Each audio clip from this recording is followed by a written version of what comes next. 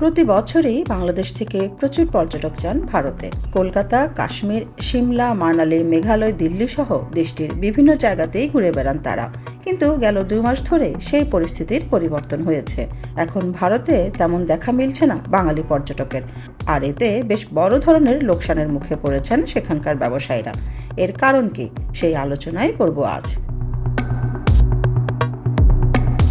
মাস 2 আগেও কলকাতার new market, Marquis street মুখর থাকত বাংলাদেশি পর্যটকদের পদচারণায়, কিন্তু আগস্টের পর থেকেই সেই চিত্র পাল্টে গেছে।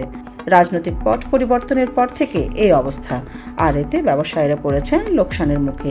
একই সাথে পর্যটক ভিসা বন্ধ হওয়ায় দেশটির এভিয়েশন খাতেও বড় ধরনের প্রভাব পড়েছে। টাইমস অফ ইন্ডিয়ার এক প্রতিবেদনে বলা হয়েছে, 10 থেকে 12টি রুম আছে এমন অনেক হোটেল সাময়িকভাবে বন্ধ করে দেওয়া হয়েছে, কারণ এসব হোটেল আর চালাতে পারছে না কর্তৃপক্ষ। মূলত বাংলাদেশ থেকে যাওয়া পর্যটকদের উপর নির্ভর করে কলকাতার কেন্দ্রীয় অঞ্চলের প্রায় 100 হোটেল ও 3000 দোকানপাট।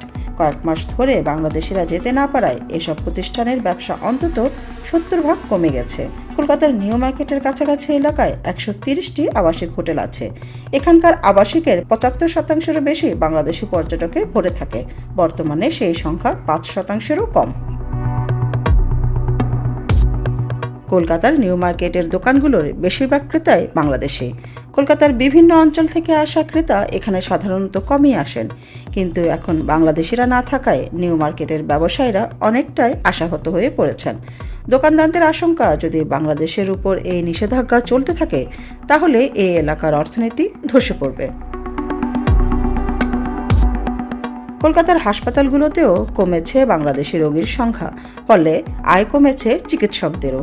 বেসরকারি হাসপাতাল কর্তৃপক্ষ জানিয়েছে, 1 মাস আগের তুলনায় এখন বাংলাদেশি রোগীর সংখ্যা 1/3 কমে গেছে।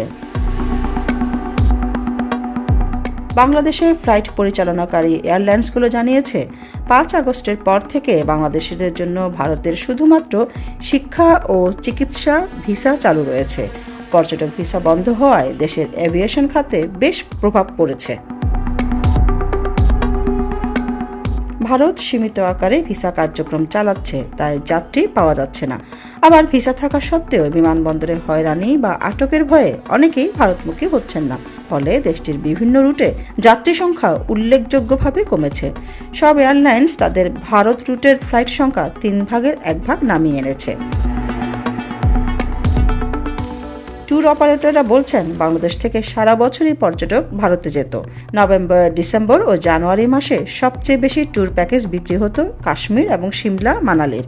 তবে এবছর ভিসা বন্ধের কারণে প্যাকেজ বিক্রি প্রায় শূন্যের কোটায় নেমে এসেছে। ভিসা বন্ধের কারণে দক্ষিণ এশিয়ার অন্যান্য দেশগুলোতে যাত্রীদের চাপ বাড়ছে। যারা নিয়মিত পর্যটনের জন্য দেশের বাইরে যেতেন তারা বিকল্প দেশে যাচ্ছেন এখন। ভারতের পর্যটকদের এই চাপ এখন ব্যাংকক ও মালদ্বীপের ফ্লাইটের উপর পড়ছে। ব্যবসায়ীরা চান দ্রুত এই ভিসা জটিলতা কেটে যাক, যাতে দুদেশের পর্যটন খাত সহ ব্যবসা বাণিজ্য পরিস্থিতি আবারও আগের অবস্থায় ফিরে আসে।